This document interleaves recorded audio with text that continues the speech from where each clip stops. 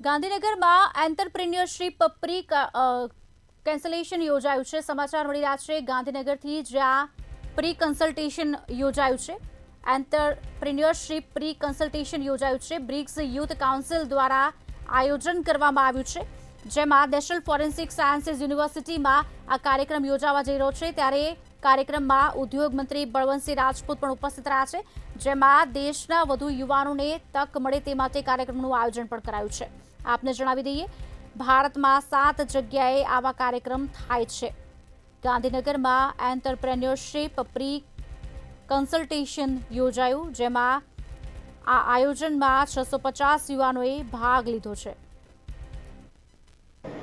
સમગ્ર વિશ્વમાં વધુમાં વધુ યુવાનો આપણા દેશમાં છે અને યુવાનોને તક મળે એના માટેની અનેક વસ્તુઓ જ્યારે ગુજરાતમાં હતા ત્યારે પણ અત્યારે ભારતમાં રહીને કરી રહ્યા છે।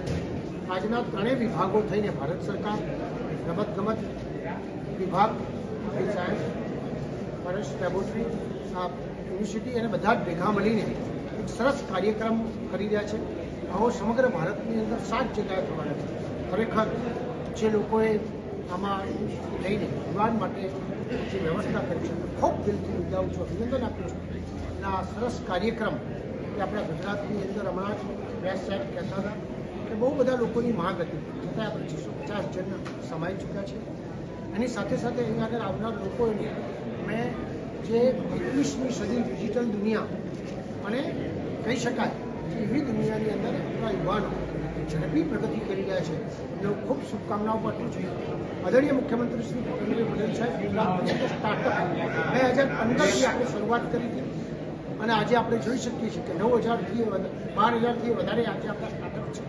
ગુજરાત સરકારની અનેક પ્રકારની પોલિસીઓ છે અને 30 લાખ રૂપિયા સુધી આપણે લોકોને સહાય કરતા હોઈએ છીએ, 20,000 રૂપિયા દર મહિને આપતા હોઈએ છીએ। એવી અનેક પ્રકારની ગુજરાત સરકારની પણ સ્ટાર્ટઅપની પોલિસી છે।